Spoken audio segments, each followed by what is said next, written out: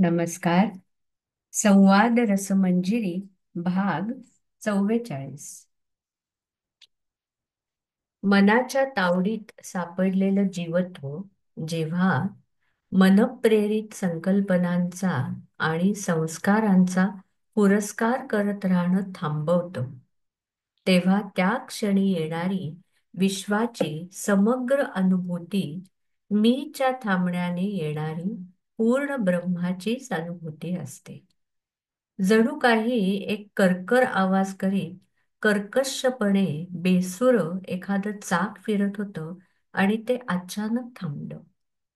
तेव्हा शांतता जी होतीच मुळात, तीच सुंदरपणे अवतरली. त्याप्रमाणे हे मी अमुक म्हणून वावरणारं बेसूर चाक फिरायचं थांबणं घडावं लागतं. म्हणजेच तो काळोखा मी उठता उठताच आत्मदर्शनाच्या प्रकाशाचे दिव्य अवतरण घडणे आणि तो मी मृत होऊन जाणं, असं सतत क्षणोक्षणी व्यवहारात होत राहिलं तर वेगळा अभ्यास, ध्यानधारणा, प्राणायामाचे सराव याची आवश्यकता संपते. अखेर तत्वविवेक म्हणजे आपण परमत्वच आहोत आणि इतर देह मनादी आपण नाही, याचा तीव्र विवेक आणि तो टिकवणारं वैराग्य या सर्वांचं सुफळ तेव्हाच मिळतं जेव्हा मीच पूर्ण मरण ओढवतं.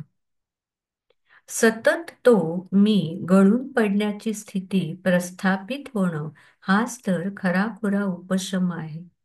आणि या विश्वात वावरताना आपण काही नाही होण्याने येणारी जी समग्र दृष्टी, या विश्वात वावरताना आपण काही नाही होण्याने येणारी जी समग्र दृष्टी, ती त्रिपुटी राहित्याने त्रिपुटीच्या संपण्यातून आपल्याला अस्तित्वाचे असे मधुरिम दर्शन घडवते, ज्यात आपल्या सकट हे अवघ विश्व एकीकडे आवश्यक तो व्यवहार घडत असतानाही पूर्ण, चिन्मय आणि परमशांत अशा दिव्य अमर्त्य अस्तित्वाचे नंदनवनच असते.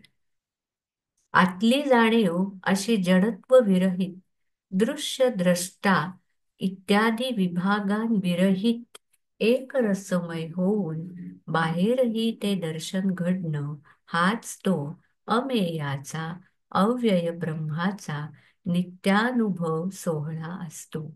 आत आणि बाहेर दोन्हीकडे त्या एक रसमयतेचे दर्शन. याचा अर्थ असा नाही की या जगातले रस्ते स्वच्छ, घरं सुंदर आणि माणसं एकदम देखणी होतात, असा वरवरचा दृश्यकोटीतला अर्थ इथे घ्यायचा नाहीये. अशा दृश्यावर अवलंबून असणारे आनंद हे अपुरे, भ्रामक आणि नश्वर असतात. म्हणून तर या समग्र दृष्टीची ठेव प्राप्त होणं आवश्यक असतं ना. तेव्हा या समग्र दृष्टीनंतर विश्व नंदनवन होतं, याचा बाह्यार्थ न घेता आत आणि बाहेर मीचा उपशम होण्याने प्रस्थापित होणारी अत्यंत प्रवाही, खरीखुरी जीवनमयी शांती अवतरणं असा तू घ्यावास. आणि ती शांती नसेल तर जडदृश्याला पकडूनच ठेवून केलेला शांती आणण्याचा खटाटोप हा अत्यंत बालिश आणि अशाश्वत, अपुरा, अधुरा आणि शेवटी दुःखात, भकासपणात आणि एकाकीपणात संपणारा असहाय्यतेनेच ग्रासलेला केवळ केविलवाणा खेळ आहे. म्हणून हा असा इंद्रिय कोंडण्याचा आणि मनाला निरुद्ध करण्याचा बाह्य प्रयत्न करणारे आणि आतून आपली व्यक्तित्वबद्ध परिच्छिन्नता धरून ठेवणारे विमूढ जन, आत्ता सांगितलेल्या क्षणोक्षणी वर्धमान अशा उत्कृष्ट चित्त निरोधाच्या म्हणजे अहम विसर्जनाच्या महोत्सवाच्या आनंदात कधीही सहभागी होऊ शकत नाहीत. त्यांच्या स्वतःच्या मीला चुचकारणारे, त्याचीच विषवल्ली वाढू देणारे इतर मीग्रस्त, अहंग्रस्त, विमूढ जन गोळा करून ते ह्या त्रिपुटीतल्या चित्तनिरोधाचा आणि शब्दाचा तात्विक काठ्याकूट करत बसतात.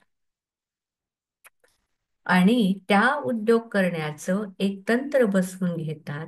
आपल्या मीने गढूळ झालेल्या जीवनाला त्या तंत्राचा तुकडा जोडून टाकतात. पण त्यांनी जीवनाला समग्र शुद्धता कशी येईल? अरे, अशा तऱ्हेने तर ते मृगजळाच्या नदीत जाळं टाकून त्यात परमशांतीची मासोळी धरू पाहतात. पण त्यात समाधी किंवा परमतत्वाशी अखंड ऐक्य अनुभवण्याची स्थिती कधीतरी प्राप्त होईल का? अरे, ह्या ऐक्याचे, जीवशिवांच्या या योगाचे आणि कधी न संपणाऱ्या अद्वैताचे रहस्य हेच आहे की जिथे खटपटच नाही, खटपट करणारा नाही आणि खटपटीतून काही मिळवायचंय असंही नाही. ही त्रिपुटीची खळबळच ज्यात नाही, अशा अत्यंत अकृत्रिम, निस्तरंग, प्रशांत चित्तडोहात आत्मचंद्रमा जसा आहे तसा दिसत असतो. तेव्हा या अकृत्रिम दशेखेरीज कशातही आत्मप्राप्तीची सोय शोधणं व्यर्थ नाही का? आणि ज्यांच्या अस्तित्व सूर्याला सदैव मीपणाचे आणि संस्कारांनी, व्यक्तित्वानी आणि ईर्षेच्या काळ्या कुट्ट रंगाने बनलेल्या राहूचं ग्रहणच लागलंय, त्यांना त्या ईर्षेपोटी धावण्याचे आणि शुद्ध अस्तित्वाला गिळंकृत करून झाकोळूनच टाकण्याचं व्यसन जडलेलं असतं. राजा जनका, तू मात्र ही धीरदृष्टी, ही अकृत्रिम सहज अस्तित्वाची जीवनदृष्टी झाकोळू देऊ नकोस. इथेच वावरताना स्वस्थतेचे, मुक्तीचे अमृत तुझ्या श्वासाश्वासात भरून राहू दे. राजा जनका, जगाच्या उत्पत्तीपासून प्रकृती आणि पुरुष हे द्वैत जाणवायला लागतं. किंबहुना या जोडगोळीतूनच जग नावाची स्थितीही भासायला लागते असं म्हटलं तर योग्य होईल. आणि त्यातून मग अज्ञानाने प्रकृतीच्या स्वाधीन होऊन देह, मन, प्राणादी संघाताला आणि कल्पित व्यक्तित्वालाच मी समजून राहणारे जीव मानवी देहात जर योग्य विवेक करतील तरच विशुद्ध पुरुषतत्वाशी, परब्रह्माशी ऐक्य भोगत राहूनही या विश्वात वावरू शकतात. मुक्तीचं शास्त्र थोडक्या शब्दात हे असं मांडता येईल. प्रकृतीच्या तावडीत सापडणाऱ्यांचे जरी अनंत प्रकार असले तरी त्यांची मुख्यतः दोन प्रकारात विभागणी करता येईल. एक म्हणजे ज्यांना परब्रह्मतत्व नावाचं परमसत्य आहे हे ऐकून सुद्धा माहीत नाही. परब्रह्म तत्व नावाचं परमसत्य आहे हे ऐकून सुद्धा माहीत नाही आणि गतानुगतिक होऊन जे ह्या प्रपंचाच्या महापुरात या अविद्येच्या लोंढ्यात वाहून जातात. पण ज्यांना ही अविद्या आहे आणि हिला नष्ट करणारे उपाय असतात हे ऐकून सुद्धा माहीत नाही. त्या बिचाऱ्यांविषयी चर्चा करण्याचे किंवा त्यांना मूढ म्हणण्याचं देखील कारण नाही. त्यांची फक्त करुणा येते, पण त्यांना या अंतिम मोक्षशास्त्राच्या चर्चेत समाविष्ट करण्याचं कारण नाही. कारण त्यांची वृक्षपाषाण कीटकांहूनही अत्यंत मूढतम किंवा जडच अवस्था आहे. पण दुसरा वर्ग म्हणजे ब्रह्मवस्तू आहे असा ऐकिवात असणारा जो दुसरा वर्ग आहे त्याचेही दोन भाग आहेत. काही जण सुरुवातीपासूनच ब्रह्म वगैरे नाहीच अशी नास्तिकताच दृढ धरून तोच भाव घट्ट धरून ठेवतात. आणि बाकी उरलेले नास्तिक नसले तरी व्यवहाराचाच फार ओढा असल्यामुळे किंवा आळसाने किंवा सध्या विषय अनुकूल नसलं म्हणून काय झालं, प्रयत्नाने किंवा दैव अनुकूल झाल्यावर ते मिळतीलच या भरवशामुळे आणि त्यातच सुख आहे असं मानून आणि एकंदरीत अत्यंत आसक्त मन असल्यामुळे ज्यांना परब्रह्माच्या ज्ञानाचा कोणताही प्रयत्न करावासा वाटत नाही अशा प्रकारचे असतात. ब्रह्म वगैरे गोष्टी वाचून त्यांचं तसं काहीच जीवन अडत नसल्यामुळे जणू ब्रह्म नाहीच अशी त्यांची भावना होत जाते आणि त्यामुळे ते ब्रह्मपदाला पारखे होतात. पण ज्यांना थोडंफार शब्दज्ञान आहे, ज्यांना थोडंफार शब्दज्ञान आहे आणि आस्तिकतेचा संस्कार आहे, ते देखील कामनेचे आणि अहंकाराचे इतके गुलाम असतात आणि एक वेळ ब्रह्माविषयी काही माहीत नसणारे लोक नम्र तरी असतील, पण ही मंडळी थोडंसं जाणण्याने अधिकच ताठ बनतात. त्यांचा अहम अधिक दृढ होतो, कारण आता ब्रह्म या क्षेत्रातलं मलाही कळतं अशी अर्ध्या हळकुंडाने पिवळं होण्याची त्यांना घाई असते. हे मी पण हरपवण्याचं शास्त्र आहे. हे मी पण हरपवण्याचं शास्त्र आहे याचा त्यांना मुळीच आठवण उरत नाही. त्यातल्या विविध सूक्ष्म अभ्यासाच्या पायऱ्या जाणताना अहंभाव विरून जाणं महत्वाचं आहे आणि आपल्या थोड्याशा ब्रह्मभावनेमुळे तो बळावतोय इकडे दुर्लक्ष करून त्या क्षेत्रात म्हणजे मुळात ब्रह्मज्ञान हे एक ऐहिक क्षेत्र आहे, एक लौकिक मिळवण्याचं क्षेत्र आहे अशी समजूत करून घेऊन त्यात आडवं उभं पसरणं ते सुरू करतात. पण खरा धीर ज्याला अहम सह स्वरूपात विरून जाण्यातच आनंद असतो, तो या दोन्ही प्रकारच्या मंडळीहून अगदी निराळा आणि खऱ्या अर्थाने शांत, स्वस्थ आणि या दोन्ही प्रकारांची मजा बघत आणि त्या दोन्ही प्रकारात काहीही तथ्य नाही हे पूर्ण जाणल्यामुळे अस्पृष्ट, अलिप्त राहून सर्व व्याकुळतांचं मूळ कारण जो अहंकार त्यातून पूर्ण सुटलेला असतो. राजा जनका, ब्रह्मविद्येच्या यात्रेतली ही अगदी अंतिम तत्व आपण बोलत आहोत. त्यामुळेच या तऱ्हेच्या भावना धरून जगणाऱ्या मंडळींच्या समजुतींकडे लक्ष वेधणं मला आवश्यक वाटलं. कारण अविद्यानाशाचं शास्त्र माहीत होऊनही विषय गोळा करण्यात यशस्वी होणारी ही थोडीशी बुद्धिमान मंडळी या अद्वैत शास्त्रात मीच बंड माजवून त्या शुद्ध विद्येला गढूळ करण्याचा प्रयोग करत राहतात. आणि एकीकडे ही माणसं समाजात फार मान्यवर आणि प्रतिष्ठित असतात. त्यामुळे एकीकडे व्यावहारिक सुखाचं धनी असल्यामुळे त्यांच्यात आलेली आढ्यता आणि अनम्रता या तऱ्हेच्या अर्धवट विद्येने अधिक वाढून त्यांचं मी पण अधिक गाढ, अधिक दृढच करतं.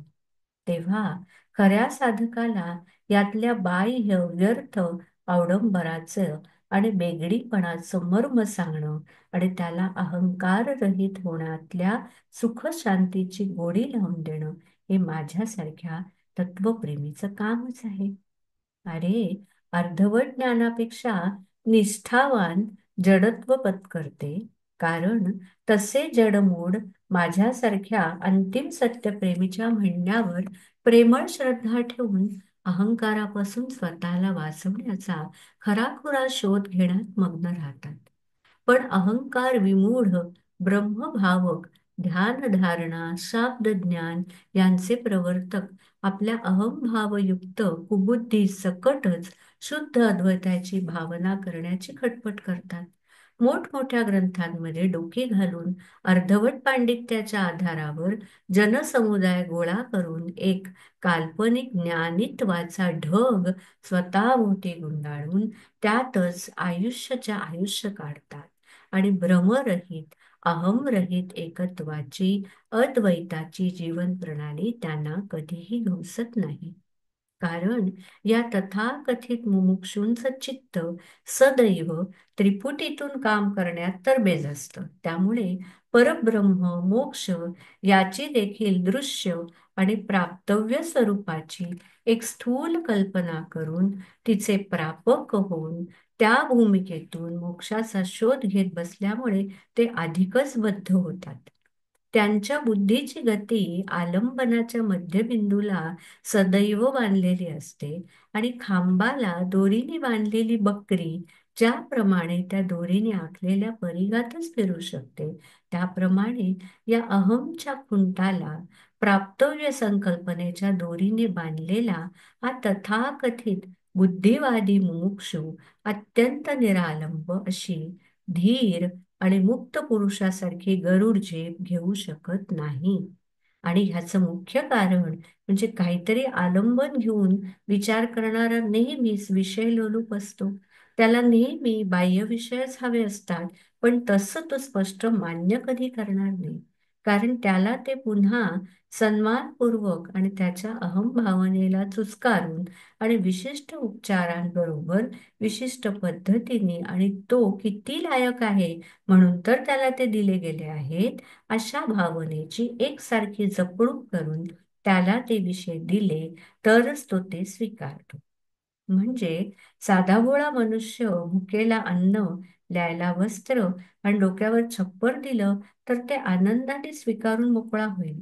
पण हा आलंबन कक्षेतच विचार करणारा मुमुक्षू, आपण फार मोठे विचारक आहोत, आपण ब्रह्मविद्या जाणतो, शिकवतो, ध्यान करतो, प्रवचन करतो, म्हणून आपल्याला हा सन्मान मिळतो, ही भावना विसरू शकत नाही. त्याची बुद्धी एकीकडे ठराविक परिघात स्थूल आलंबन घेऊन फिरण्यात मग्न आहे. म्हणजे खरं तर खऱ्या निरालंब ज्ञानाच्या संदर्भात ती मूढच ठरते आहे. तरीही वर त्याला ताठा आहे आणि विषयांवर डोळा आहे, पण त्याला ते सन्मानपूर्वक हवे आहेत. हे सगळं पाहिलं ना जनका, की तुला एवढंच सांगावंसं वाटतं की अत्यंत निरालंब झाल्याशिवाय ब्रह्मडोहात बुडणं घडणार नाही आणि सकामतेची शिळा पोटावर बांधून भवसागर तरता येणार नाही. खरं म्हणजे एवढी अहंता आणि विषयिता असणाऱ्यांनाच एकसारखं निरोधाचं तंत्र अवलंबायची आवश्यकता वाटत राहते. विषयांकडे आपण आकर्षित होऊ ही त्यांना इतकी बालंबाल खात्री असते की ह्या ब्रह्माभ्यासाच्या प्रांतातल्या विवेक विरागाती तपस्येचं स्वरूप ऐकल्याबरोबर त्यांना एकीकडे हे कळून चुकलेलं असतं की आपली घडणच अशी झाली आहे की विषयांचं आकर्षण आणि क्रीडा करमणुकीचे आणि जनसंगत जोडण्याचे आपले वेळ आपण कधीही सोडू शकणार नाही. आणि एकीकडे ब्रह्मज्ञानाला केवढा मान असतो, खरोखरच तो श्रेष्ठ असतो, हेही शास्त्रातून ऐकल्यावर आता तो मान मिळवायची लालसा मनात वाढत असते.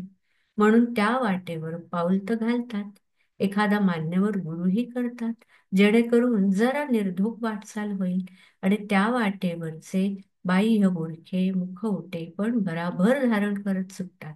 ग्रंथावलोकनाने थोडं पांडित्य आणि वक्तृत्व आणून अज्ञजनांना मंत्रमुग्ध करत सुटण्याचंही एक वेड होऊन बसतात. तेव्हा मूळचे ऐंद्रियिक विषय लोलुपता न जिंकताच आणखीही मनाची दुसरी हावच वाढवून घेतात. आणि मग ही वाट चालता चालता सतत जाणवतं तर असतं की आपण काही एवढं तपस्वी नाही आहोत. अजून आपण फारच संसारी आहोत. पण तरीही ब्रह्मवादी वक्त्याचं घेतलेलं सोंगही आता त्यांना प्रिय वाटायला लागतं. ते टाकवतही नाही. म्हणजे स्वतःचं अपक्वपण दिसलं तरी साधकाला प्रगत करणारा खराखुरा अनुताप चित्तात मुळीच नसतो. काहीतरी सोंग करून संपादनी चालू ठेवायची असते. असं करता करता जेव्हा फारच महत्वाचे विषय मनाला गिरायला लागतात, तेव्हा ते विषय त्यांना उडी मारून आपल्या सोंगाला खाऊन टाकतील असे एक हिंस्र व्याघ्रच वाटायला लागतात.